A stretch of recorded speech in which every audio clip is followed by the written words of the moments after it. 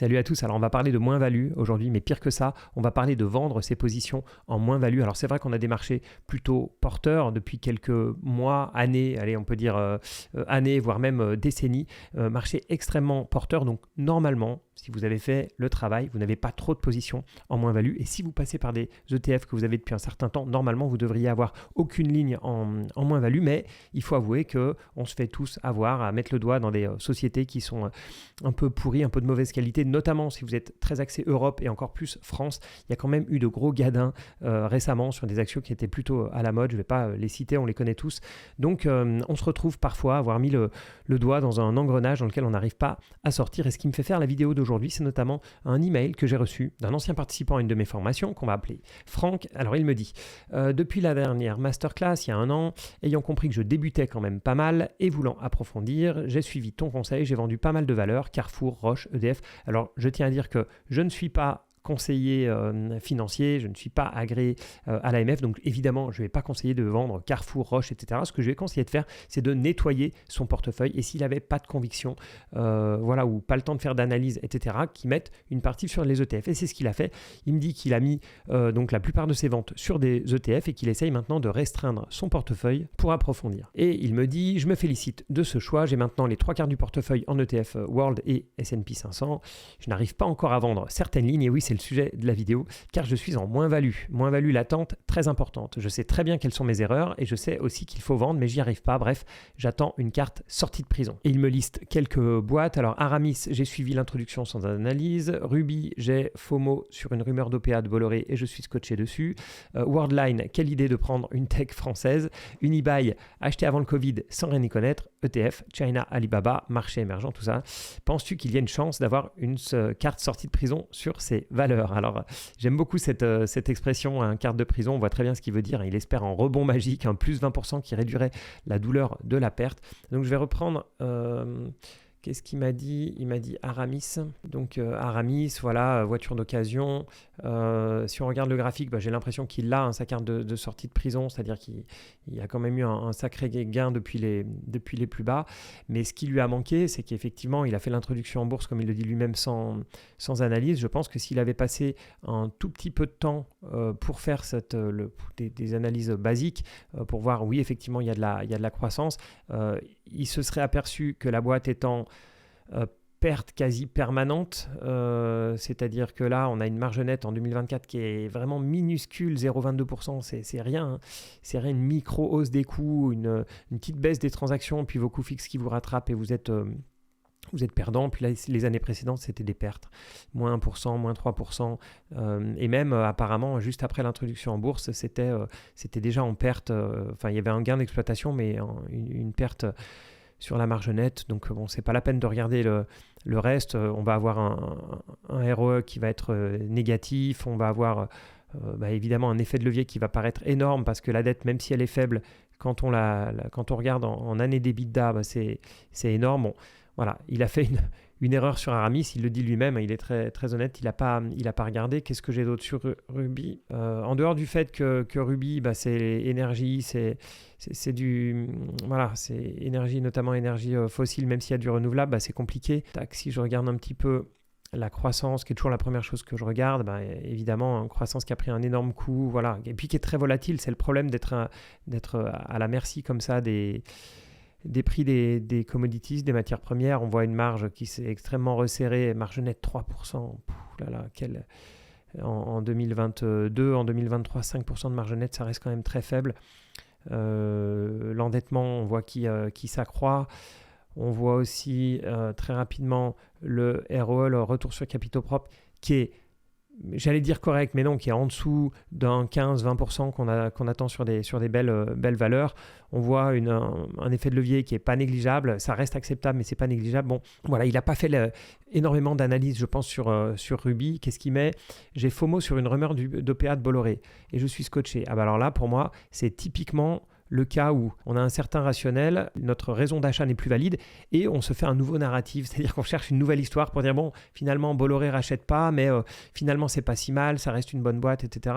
Moi, mon principe, c'est que si j'achète pour une certaine raison, par exemple, je joue une rumeur d'OPA sur Bolloré, quand l'OPA, on se rend compte que finalement c'est pas pour tout de suite ou ce sera pour jamais, etc. Donc le rationnel de notre achat n'est pas validé, je vends. Voilà. Alors, je vends en général avec une perte quand ça se passe comme ça, et une perte qui est parfois assez sévère, mais bon, c'est le but. Ça ne sert à rien de trouver un nouveau narratif, de trouver une nouvelle raison pour détenir cette valeur. Je vous expliquerai pourquoi c'est si difficile de sortir de ce type de valeur un peu plus tard. Qu'est-ce qu'on a d'autre? Worldline.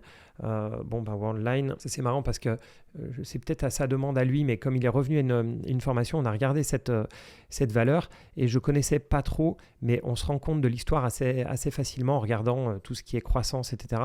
On s'aperçoit que la croissance, elle freine. Ici, les barres noires, on voit qu'il y a eu 2 années avec des grosses pertes, sachant que le résultat d'exploitation n'était pas touché. Et ce que j'ai imaginé, c'est que c'était des dépréciations d'actifs, et en vérifiant, c'était effectivement le cas. Dépréciation d'actifs due à quoi? À des acquisitions, et ça, je l'avais assez vite deviné en regardant. Alors depuis, j'ai vu que c'était les rachats d'Ingenico, etc. Mais même en regardant les chiffres, parfois, on arrive à deviner l'histoire de la boîte. On voit ici qu'elle s'est énormément endettée en 2020, et quand il y a un gros endettement comme ça, surtout avant une baisse des valorisations dans la techno, et qu'après, il y a des pertes comme ça qui sont uniquement de l'exceptionnel, c'est des dépréciations d'actifs. Donc oui, il a acheté sûrement un peu rapidement, à nouveau avec un rationnel qui n'est pas forcément justement sans rationnel, basé sur je sais pas quoi, un feeling ou autre. Après, Unibail, acheté avant le Covid sans rien y connaître, bah oui, Unibail c'est compliqué parce que Unibail ça reste de l'immobilier commercial. Donc ça reste des centres commerciaux, donc c'est compliqué comme domaine. Alors je sais qu'on me dit oui, Xavier Niel s'est lancé, etc. Oui, mais voilà, il ne faut pas se lancer là-dedans sans rien connaître. C'est vraiment un domaine qui est compliqué pour connaître un petit peu. Et je ne dis pas que ce n'est pas bien l'immobilier commercial, mais il faut vraiment choisir ses coûts. Donc voilà, difficile pour Franck de sortir de toutes ces valeurs. Alors pour le rassurer, il n'est pas tout seul. Il y a même de grands investisseurs qui se sont fait avoir, comme le gérant de fonds Bill Ackman, vous savez, le gérant du hedge fund de Pershing Square. Il avait une position en Valeant en 2015. Il a gardé sa position pendant toute la baisse. Il s'est entêté pour finir avec une perte de 3 milliards de dollars. Et aujourd'hui, c'est un petit peu un cas d'école de la valeur à laquelle on s'accroche, même avec, je ne sais plus à l'époque, je vais peut-être dire des bêtises, mais des 70-80% de baisse. Il s'est accroché, il a craqué. Voilà, une perte de plusieurs milliards. Alors, j'en parle parce que c'est un des très bons gérants qui a de très bonnes performances dans le passé, peut-être un peu moins maintenant, mais dans le passé, de très bonnes performances. Donc voilà, on voit que ça touche tout le monde. Alors avant d'approfondir sur la vente en moins-value, un petit mot sur mes partenaires. Si vous cherchez un courtier de qualité et pas cher pour vos actions, pour vos ETF, mon partenaire Saxo vous offre 250 € de frais de courtage si vous passez par le lien qui est en dessous de cette vidéo, et vous profiterez de 2 offres. La première offre qui va se terminer fin décembre, qui est sur les actions américaines. Vous avez 100 actions américaines qui sont disponibles sans frais de courtage jusqu'au 31 décembre. Et puis vous avez toujours l'offre qui va durer, je pense, longtemps. Pour le moment, c'est jusqu'à fin 2025, où vous avez 150 ETF Amundi pour PEA, pour compte titre, qui sont sans frais de transaction. Donc franchement, ça vous fait vraiment vous constituer votre portefeuille avec des frais qui sont vraiment minimes. Et du côté de Zone Bourse, mon autre partenaire depuis très très très longtemps, c'est le Black Friday. Je pense que vous n'avez pas pu rater ça. Il vous reste plus que 3 jours pour profiter des 40% sur les abonnements en utilisant le lien qui est en dessous de cette vidéo. Alors vous le savez, j'ai des liens d'affiliation. Parfois il y a des gens en commentaire qui me disent oui, méchant avec des liens d'affiliation, mais il faut vous rappeler que c'est ce qui vous permet de financer cette chaîne, et comme ça vous pouvez regarder des vidéos gratuitement. Bien sûr, rien ne vous oblige à vous abonner à Zone Bourse ou à vous ouvrir un compte chez Saxo. Donc pour moi, c'est le meilleur des deux mondes. Je partage les outils que j'utilise au quotidien. Vous en voulez pas. En plus, vous avez des tarifs intéressants chez mes 2 partenaires. Donc voilà. Bon, fini la page de pub. Revenons à notre sujet du jour, les ventes en moins-value. Ventes très très compliquées. La raison de la difficulté est quasiment toujours la même. Alors, moins pour Bill Ackman que pour Franck, c'est un manque d'analyse initiale. Un manque vraiment d'analyse financière, de rationnel, peu importe. Mais on le voit, il est très honnête d'ailleurs, Franck, et puis on a discuté par email et puis en face à face. Il est très honnête, il sait exactement dans quelle situation il se trouve. Il sait d'ailleurs exactement ce qu'il devrait faire. Il me l'a dit lui-même, je devrais vendre. Et je crois que depuis cet email, il en a vendu certaines. Mais c'est extrêmement compliqué. Et ça, je le constate tout le temps. Quand on achète une valeur trop rapidement, sans une vraie analyse, vraiment quelque chose de costaud, on a toujours un problème assez rapidement. Quand je dis assez rapidement, c'est au bout de quelques mois, on se retrouve avec un problème. Et ce problème, c'est assez marrant, il apparaît que l'action soit en hausse ou en baisse. C'est-à-dire qu'on soit à plus 40% ou moins 40%, on a le même problème. C'est-à-dire que comme on n'a pas vraiment fait d'analyse solide, on ne sait jamais à plus 40% si l'action est surévaluée, sous-évaluée ou est-ce qu'elle est au bon prix. On n'en a aucune idée. Et même chose à la baisse. Comme on manque de concret, on va se raccrocher à ce qu'on connaît, c'est-à-dire au prix et notamment à notre prix d'achat. Si on a acheté il y a très longtemps, c'est un peu moins le prix d'achat qui va nous ancrer parce qu'ici on est totalement dans le biais d'ancrage. Ça va être plutôt des plus hauts ou des plus bas récents. Et on va être ancré vis-à-vis de ça. Mais le plus puissant, c'est le prêt d'achat. Pourquoi ? Parce que dès qu'on regarde notre portefeuille, on voit marqué moins-value avec le montant en euros, avec le montant en pourcentage. Voilà, on voit marqué moins 43% et ça clignote. Enfin, ça clignote, mais bon, en tout cas, c'est en rouge et on le voit bien. Mais même chose aussi quand on a nos plus 40%. Et comme on ne sait pas, je vous le disais, si c'est plus 40%, ils sont mérités ou non, vu qu'on n'a pas vraiment fait d'analyse, soit initialement, soit maintenant, parce que soyons réalistes, si on n'a pas fait d'analyse au moment de l'achat, on ne fait pas, en général pas plus d'analyse à moins 40 ou à plus 40%. Donc notre cerveau nous dit qu'à plus 40%, c'est cher. D'accord, et qu'il faut la vendre, ce qui est souvent une bêtise parce qu'il faut laisser courir ses gains. Et à moins de 40%, notre cerveau nous dit qu'on va récupérer nos pertes. Alors évidemment, c'est plus facile à plus 40%. Oui, on vend, mais on n'a pas de douleur, on n'a pas l'impression de faire une bêtise. Alors que à moins 40%, c'est une vraie torture. Ce qu'on a du mal à réaliser, c'est que la perte est déjà là. Votre valeur est en baisse de 40%, la perte est là. Ce n'est pas parce qu'elle n'est pas réalisée qu'elle n'est pas réelle. Il y en a beaucoup qui confondent un peu les deux concepts. Et il y a ce côté que, comme on n'a pas vendu, vous savez, il y a ce fameux adage qui est complètement débile, tant qu'on n'a pas vendu, on n'a pas perdu. C'est complètement faux. Le marché est en baisse de 40%. Le prix aujourd'hui de vente, c'est moins 40%. C'est tout. Ce n'est pas parce que vous l'avez acheté à moins 40 ou à plus 40 que ça change la réalité. Vous avez aujourd'hui une perte ou un gain qui est la perte ou le gain du marché aujourd'hui. Et ça, c'est quelque chose qui est extrêmement psychologique, qui s'explique. Je vais vous citer tous les biais cognitifs qui sont liés au problème qu'on a à vendre une valeur en moins-value, mais c'est faux. Aujourd'hui, la perte que vous avez, elle est réelle, que vous vendiez ou non. Si je reprends le cas d'Aramis ici, qui nous avait été cité par Franck, alors on va regarder un petit peu le graphique. Alors à court terme, effectivement, il y a une belle remontée, mais on s'aperçoit que si on remonte jusqu'à l'intro, hein, ça reste une belle gamelle. Hein. On était à plus de 20, on est aujourd'hui à 7. Et c'est sûr que lui, il a en tête son prix d'introduction. Alors qu'on le voit par rapport au plus bas, ça a doublé. Hein. Ça a même bien plus que doublé par rapport au vrai plus bas. Donc au final, quelqu'un qui a acheté ici à 3,30, pour lui, il a fait, Aramis, c'est un parcours magnifique et il hésite à la garder parce qu'il a son gain. Et de l'autre côté, on a Franck qui, lui, est désespéré par sa moins-value. C'est extrêmement compliqué d'oublier son prix d'achat pour se dire aujourd'hui, qu'est-ce que je pense d'Aramis à 7 euros? Et surtout, la vraie question à se poser, évidemment, c'est est-ce que j'achèterais Aramis à 7 euros? Et on voit que le problème, il va au-delà de la perte. C'est pas juste une perte. Pourquoi je dis ça? Parce que aujourd'hui, on a des marchés, comme je disais au début, qui sont très porteurs. Donc, et je sais par exemple que Franck a fait de très belles opérations. Il a des lignes qui sont en très fort gain.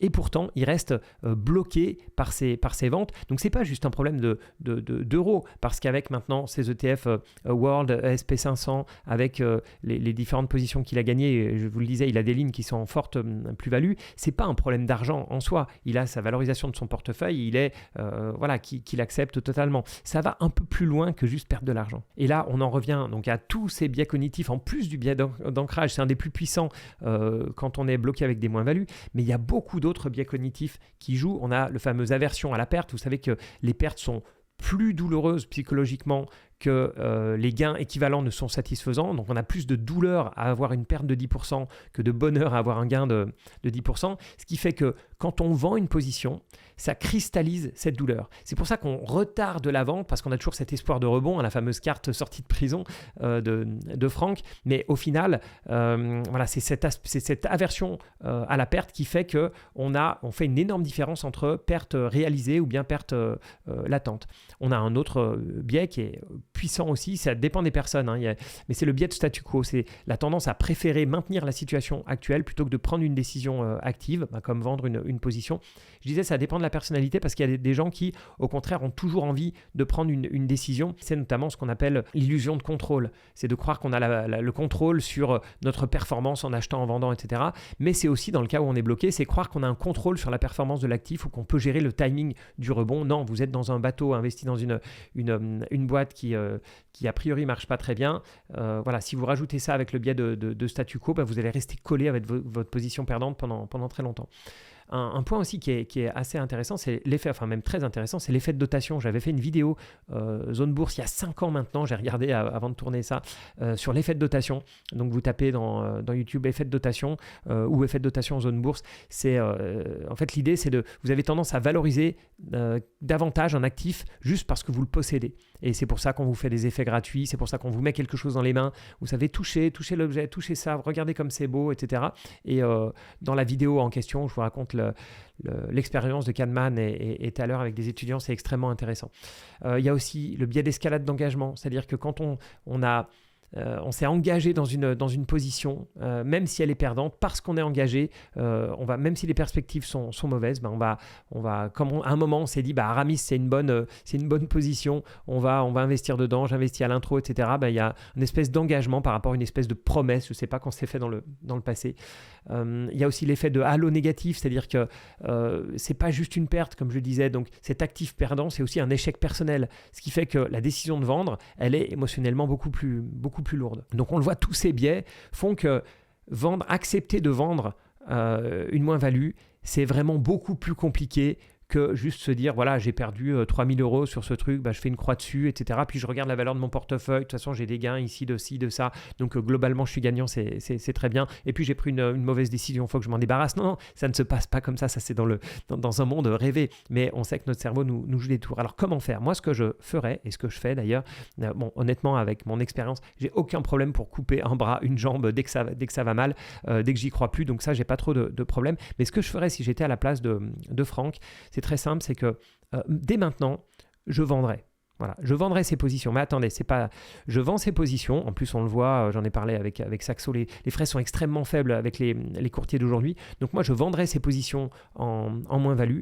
J'attends un jour ou 2 jours ou plus et je me demande, est-ce que je les rachète ? Pourquoi ? Parce qu'une fois qu'on a vendu ces positions, il y a toute une partie de ces biais qui vont disparaître. On va même certaines fois être juste soulagé d'avoir vendu, de ne plus avoir ces lignes-là sur son portefeuille. On n'a plus ces lignes rouges qui nous pourrissent la vie et où on sait qu'ils nous rappellent tous les jours qu'on a fait une bêtise. Donc je vendrai, j'attendrai un petit peu. Alors, l'erreur qu'il ne faut pas commettre, c'est ensuite, une fois qu'on a vendu, de regarder les performances de ces actifs-là. Pourquoi ? Parce que si vous commencez à tout le temps vous dire « Ah, j'ai bien fait de vendre. Ah, moins 2%, j'ai bien fait de vendre. Ah, moins 3, j'ai bien fait de vendre. Ah, plus 5, ah non, j'aurais dû garder, etc. » Vous avez à nouveau toute la machine émotionnelle qui se remet en marche. Donc, ne regardez pas les performances de ces actifs avant plusieurs semaines ou mois. Vous verrez après si vous avez fait une bonne ou une mauvaise décision. Mais ce n'est pas si simple de déterminer si vous avez fait une bonne ou une mauvaise décision parce qu'il y a 2 choses de garder ces positions perdantes. Ça vous mine l'esprit. Donc ça c'est une chose en plus, mais surtout ça peut vous éviter des pertes supplémentaires parce qu'en général ces boîtes ne sont pas de très bonne qualité, mais surtout il y a le manque d'opportunités, c'est-à-dire que lui c'est très bien, Franck il a fait un nettoyage de son portefeuille, il est maintenant S&P 500 Monde qui ont très bien performé récemment, donc c'est parfait, mais vous voyez que s'il avait gardé des positions un petit peu pourries, il aurait eu le double effet, c'est-à-dire qu'il aurait eu la perte et il n'aurait pas eu le gain sur ces nouvelles positions qui a priori sont plus qualitatives, mais il ne faut pas regarder ça à court terme, voilà, c'est pas parce que vous avez vendu quelque chose et que ça rebondit de 7% la semaine après que vous avez pris une mauvaise décision. C'est pas comme ça c'est pas à court terme qu'on voit ce qui est une bonne ou une mauvaise décision. Et le gros intérêt de vendre ces positions moins-value en se disant allez au pire je les rachète dans 1 jour, 2 jours, 3 jours, c'est que on l'a dit, les biais cognitifs vont en partie disparaître, donc vous allez vous sentir beaucoup mieux. Mais ensuite ce qui est intéressant c'est que c'est le même effort pour vous de racheter je ne sais pas, du Aramis, du Worldline, enfin voilà ce qui aura été vendu, qu'une entreprise de qualité. Donc vous avez maintenant un choix qui est équivalent. Évidemment, si vous avez fait le travail sur une autre valeur, etc., et fait le travail sur la valeur que vous avez vendue, vous allez a priori aller sur l'entreprise de qualité, mais vous aurez le même effort. Alors que, souvenez-vous, avant d'avoir vendu, il y a une inertie énorme. Votre cerveau n'a pas envie de faire l'effort, de prendre la perte. Voilà, ça lui fait accepter un échec, etc. Donc tout ça, c'est fini. Ça, vous avez fait ce travail-là. Donc maintenant, vous n'avez plus que le travail de réinvestissement. Et si vous avez encore besoin de vous convaincre qu'il faut vendre ces entreprises en moins-value sur lesquelles vous n'avez pas fait d'analyse, oui, parce que je le reprécise, mais vous avez bien compris le thème de la vidéo, ce sont les moins-values dues au fait qu'on a acheté pour de mauvaises raisons. Voilà, on n'a pas fait le boulot, on a acheté sur une rumeur, FOMO, peu importe, mais on a acheté ces boîtes-là. Je ne parle pas de moins-value quand vous avez fait une analyse, que vous avez toujours une conviction, etc. Il faut bien séparer les deux. Donc pour vous convaincre de vendre ces moins-values sur lesquelles vous n'avez pas fait le boulot, il faut se rappeler que de cristalliser une perte, ça va vous permettre de diminuer les impôts sur d'éventuelles plus-values que vous auriez faites. Donc évidemment pas sur le PEA, pas sur les assurances vie, enfin là où vous n'avez pas d'impôt sur les plus-values avant une sortie, mais sur un compte titre typiquement, dites-vous que de cristalliser une perte, ça peut vous aider pour votre déclaration d'impôt si vous êtes sorti d'autres valeurs en plus-value. Voilà. Dites-moi si vous avez le même problème que Franck, si vous êtes scotché sur des valeurs comme ça, et mettez-moi le nom de ces valeurs, je pense qu'on va avoir des recoupements avec du Atos, du Worldline, etc. Je pense que, Franck n'était pas dans Atos, mais comme je le disais, les noms des grosses pertes françaises sont à peu près les mêmes dans les portefeuilles. Donc voilà, dites-moi si vous avez des valeurs comme ça sur lesquelles vous êtes scotché, et si vous arrivez à vous sortir de cette situation, comment vous faites. Moi, je vous ai dit une idée, mais si vous avez d'autres idées, je suis preneur, et on est tous preneurs, mettez-moi ça en commentaire. Voilà, merci à tous et à bientôt pour une autre vidéo.